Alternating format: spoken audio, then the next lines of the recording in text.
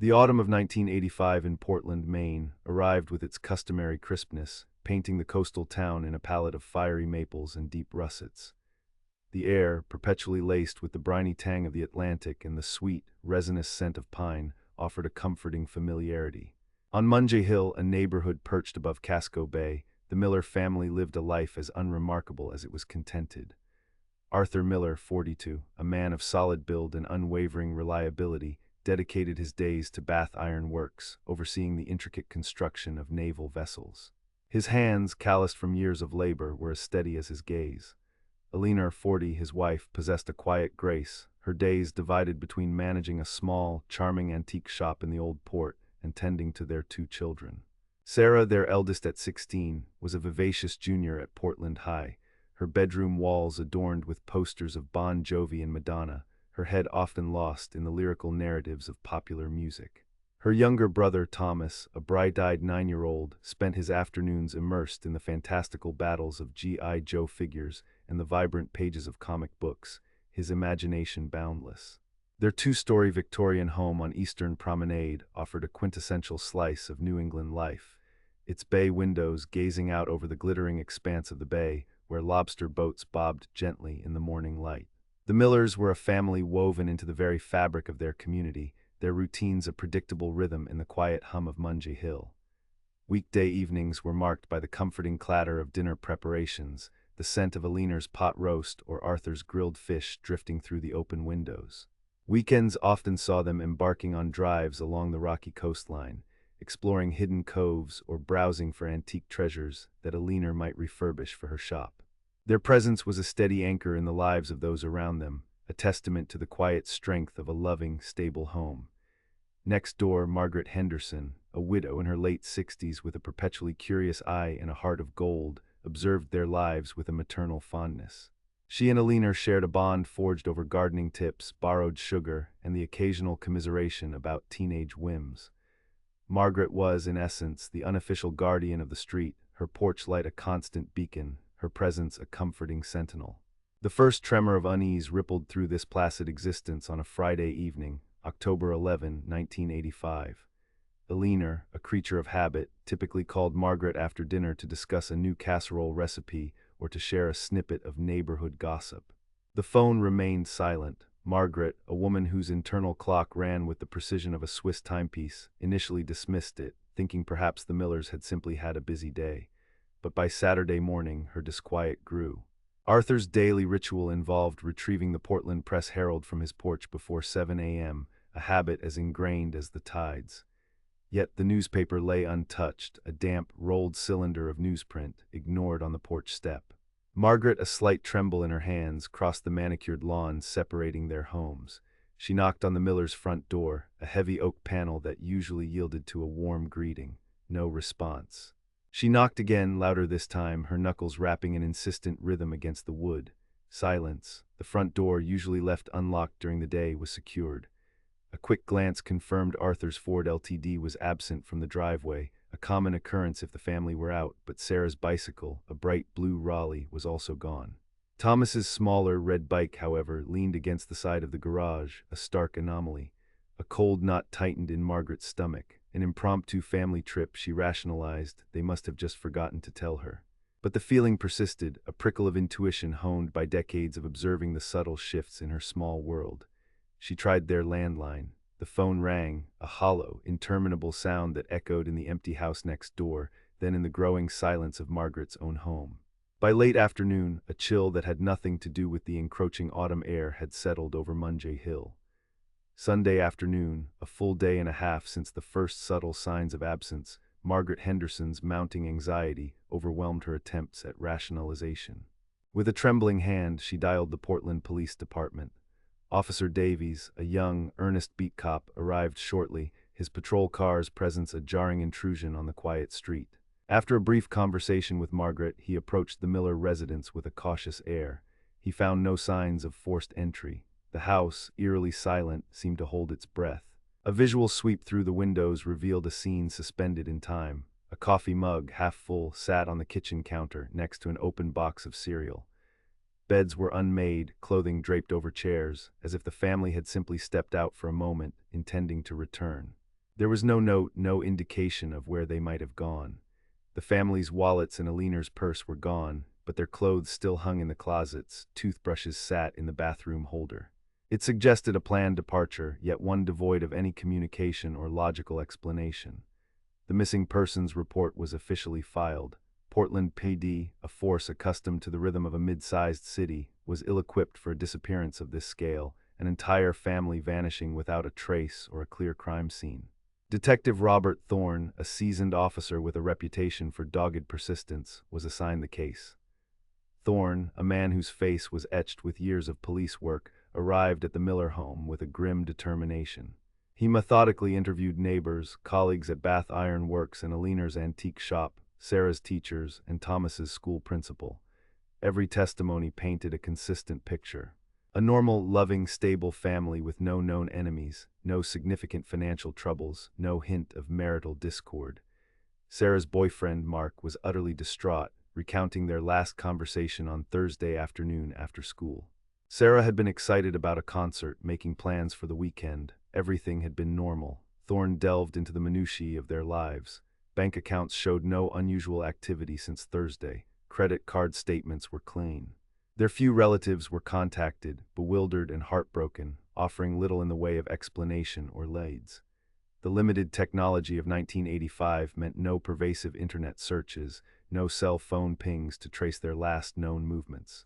The investigation relied on shoe leather, door-to-door inquiries, landline calls, and the slow, arduous process of following up on every whispered rumor and distant tip.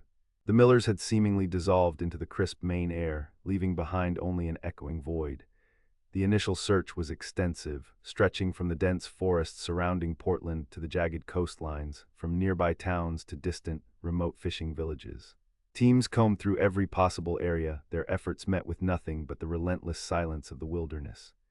Posters bearing the Millers' smiling faces, Arthur's steady gaze, Alina's gentle smile, Sarah's vibrant youth, Thomas's mischievous grin, were plastered across every lamppost, every grocery store bulletin board throughout Maine and beyond. Local news channels ran segments, their anchors voicing the growing alarm, and eventually the story was picked up by national news outlets, casting a wider, yet equally fruitless, net. Tips, a torrent of desperate hopes and well-meaning misinformation, poured in. Sightings were reported in Massachusetts, New Hampshire, even across the Canadian border in Nova Scotia, each one meticulously investigated by Thorne and his team, each one ultimately debunked. The Millers' extended family, already reeling from the shock, found themselves caught in an agonizing limbo, trapped between desperate hope and crushing despair. The endless what-ifs gnawed at them, tearing at the fabric of their lives. As weeks bled into months and months into a year, the initial intensity of the search began to wane. The house on Munjay Hill, once a vibrant home, transformed into a desolate monument to a baffling enigma. Its windows, once alight with the glow of family life, remained perpetually dark, reflecting only the changing seasons. Neighbors, their initial shock giving way to a gnawing fear, began to whisper, their voices hushed. How could an entire family vanish, utterly and completely? The question hung heavy in the air, a chilling reminder of the fragility of their own lives. A palpable sense of unease permeated the community, suspicion festering in the quiet corners of conversation. Detective Thorne, despite his unwavering commitment, felt the cold grip of frustration. Every lead had led to a dead end, every avenue of inquiry exhausted. The case, like so many others, gradually slipped from the active files, relegated to the growing mountain of unsolved mysteries. Thorne, a man deeply affected by the unresolved cases he carried, never truly let go of the Millers. Their disappearance remained a gaping, unhealing wound in his professional life, an enduring question mark in the annals of Portland crime. Next door, Margaret Henderson found herself unable to detach from the tragedy. Out of habit, and perhaps a need for a tangible connection to her lost friend, she continued to tend Alina's small, beloved flower bed, her hands methodically weeding and pruning, a silent, solitary vigil. The Miller house, its paint beginning to peel, its garden slowly succumbing to neglect, stood as a constant, stark reminder of the void. Sometimes in the dead of night, the old porch light, a fixture Arthur had insisted on for security, would flicker on and off for days, its faulty switch a ghostly echo of their former presence, casting dancing shadows on Margaret's lawn, tormenting her with memories. The passing years, each one layered upon the last, brought no answers, only a deeper, more profound sense of loss and an increasingly chilling acceptance that the Millers were gone, perhaps forever. 15 years later, the world had undergone a quiet revolution. It was the year 2000. The internet, once a nascent curiosity, was steadily weaving itself into the fabric of daily life, though not yet the all-encompassing force it would become. Cell phones, bulky and expensive, were no longer a futuristic novelty, but not yet universally ubiquitous. Margaret Henderson, now 81, her once sharp mind still keen but her body increasingly frail, found herself facing a new chapter. Her nephew Michael had come to Portland to help her prepare her beloved home for sale. She was planning to move into a quieter, more manageable assisted living facility. The Miller house next door remained a ghost in the landscape, a stark, graying testament to an unsolved mystery. The Miller estate, trapped in a labyrinth of legal complexities and probate, had never been settled, leaving the property in a state of perpetual limbo. Its paint was a flaking mockery of its former vibrant hue, the once charming garden now a tangled, overgrown wilderness, a stark, mournful contrast to Margaret's meticulously maintained yard. One unusually mild October afternoon, the air still carrying the hint of late summer warmth, Michael was helping Margaret clear out her old garden shed. It was a weather-beaten structure that stood directly on the property line, its back wall a shared boundary with the overgrown Miller property. Decades of accumulated tools, rusted gardening equipment, and forgotten household detritus filled the space. Eleanor, with her passion for gardening, and Margaret, with her practical nature, had often shared tools and even the shed itself over the years, a seamless blend of neighborly trust. As Michael worked to free a particularly stubborn, thorny rose bush that had pushed its way through a crack in the shared wooden fence, he noticed something peculiar. A small, almost perfectly circular section of a thick fence post felt loose beneath his hand, almost as if it were a cap. He tugged at it gently at first, then with more force, and to his surprise, the piece of wood came away cleanly. It revealed a hollowed-out compartment within the heart of the fence post itself, expertly concealed and hidden by decades of creeping ivy and the relentless embrace of nature. Nestled within this secret cavity, wrapped meticulously in a piece of oilskin that had weathered the years with remarkable resilience, was a small, tarnished metal box. It was surprisingly heavy, its weight suggesting more than just air and old paper. Michael, his heart thrumming with an inexplicable sense of discovery, carried it carefully to Margaret, who sat on a worn garden bench overseeing the task. Her hands, gnarled with age and arthritis, trembled as she took the box, a deep, intuitive knowing settling over her. This, she felt with a chilling certainty, belonged to Eleanor. With a soft click, the clasp yielded, revealing the contents. Inside, nestled amongst several yellowed newspaper clippings from 1985, their headlines screaming of the Millers' disappearance, were two meticulously preserved items. A small, intricately carved wooden bird, smoothed by countless touches, and a sealed envelope also carefully wrapped in oilskin, its edges still sharp. Margaret picked up the bird first. It was a robin, its tiny form lovingly crafted. Eleanor had adored robins, often pointing them out to Thomas, explaining they were symbols of new beginnings. A wave of profound sadness washed over Margaret as she recognized the crude, yet earnest artistry. It was Thomas's handiwork. He had carved it for his mother in art class the spring before they vanished. Eleanor had proudly shown it to Margaret, cherishing its innocent beauty. Then her eyes fell upon the envelope, addressed simply. Mrs. Henderson. The handwriting was unmistakable, elegant and flowing, distinctly Eleanor's. Margaret's breath caught in her throat. With a profound sense of foreboding, she carefully opened the sealed flap. Inside, a single, folded sheet of paper. The date, written in Eleanor's hand, was chillingly precise. October 10, 1985, the very day before the Millers vanished. The letter, its words carefully penned, seemed to leap off the page, shattering the silence of the garden. Dearest Margaret, if you are reading this, something has gone terribly wrong, or we are long gone. Please forgive us. Arthur got into something far bigger than he ever intended. He thought he could handle it. A shipment he was overseeing at Bath Iron Works, something illegal. Not drugs, not weapons, but something that could ruin powerful people. He saw too much. He tried to back out. They found out. They gave us a choice, disappear or, well, there was no other choice. They promised us a new life, a new identity far from here. They said they would ensure our safety if we simply vanished without a trace and never spoke a word. I pray this is true. I pray we are safe somewhere, but my heart tells me otherwise. This bird, it's a robin. Thomas carved it for me last spring in art class. He was so proud. Keep it safe. If they found us, if we didn't make it, let this be a sign. Don't look for us. Let us be forgotten. It's safer for you, safer for everyone. But please, for Sarah and Thomas, if you ever find a way, tell the world what happened. Arthur tried to do the right thing, to report what he saw, but it was too late. He mailed a package with documents to a reporter in Boston, but I fear it never got there. They move fast. I love you, Margaret. You were always more than a neighbor. Eleanor. Tears streamed down Margaret's weathered cheeks, a torrent of grief and belated understanding. The phone, an old rotary model, felt impossibly heavy in her hand as she dialed the Portland Police Department, her voice shaking but resolute. The news, delivered to the now retired Detective Robert Thorne, sent a jolt through his quiet life. He was pulled back into the fold by his former colleagues, a flicker of hope reigniting in his weary eyes. 15 years of unanswered questions, of nagging doubts, suddenly had a terrifying, heartbreaking context. The letter confirmed their deepest, darkest fears. The Millers were not runaways, nor victims of a random act of violence. They were targets. The something illegal at Bath Iron Works, BIW, in 1985. Thorne, with a renewed sense of purpose, began to meticulously sift through old records, focusing on the specific projects and departments Arthur Miller had overseen during his tenure. BIW, a cornerstone of Maine's economy, was a major defense contractor, intimately involved in shipbuilding for the Navy. The scale of the illegal shipment suggested a deeply entrenched, highly sensitive operation. With the letter as a catalyst, Portland PD, recognizing the broader implications, brought in federal agents.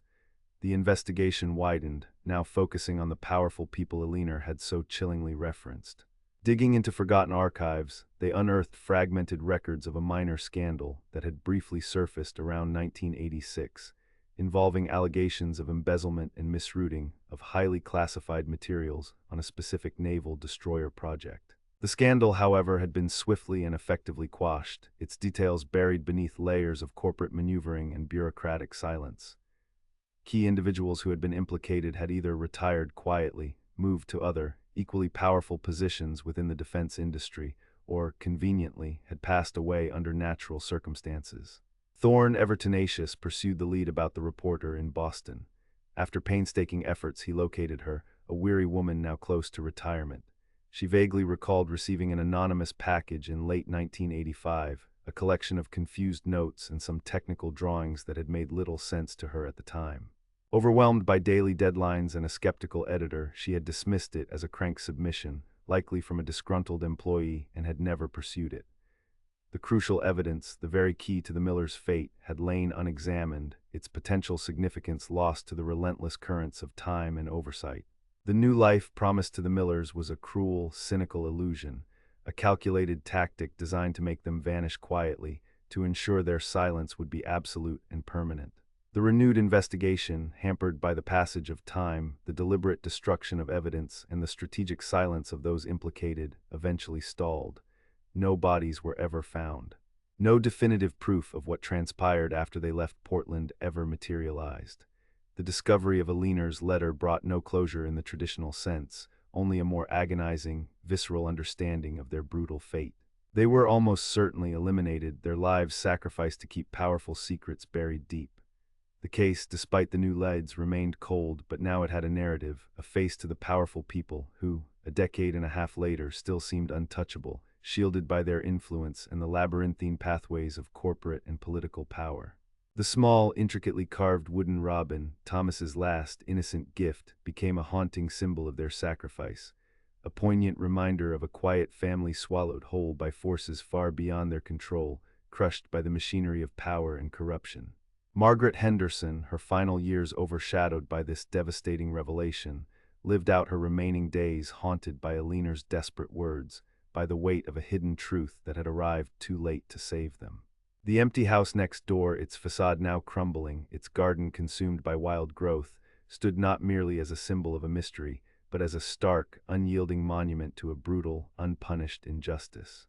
The wind, whistling mournfully through its broken windows and rattling its loose siding, carried whispers of a story that, despite all efforts, would likely never be fully told, a testament to the enduring, devastating power of secrets and the agonizing silence of the truth.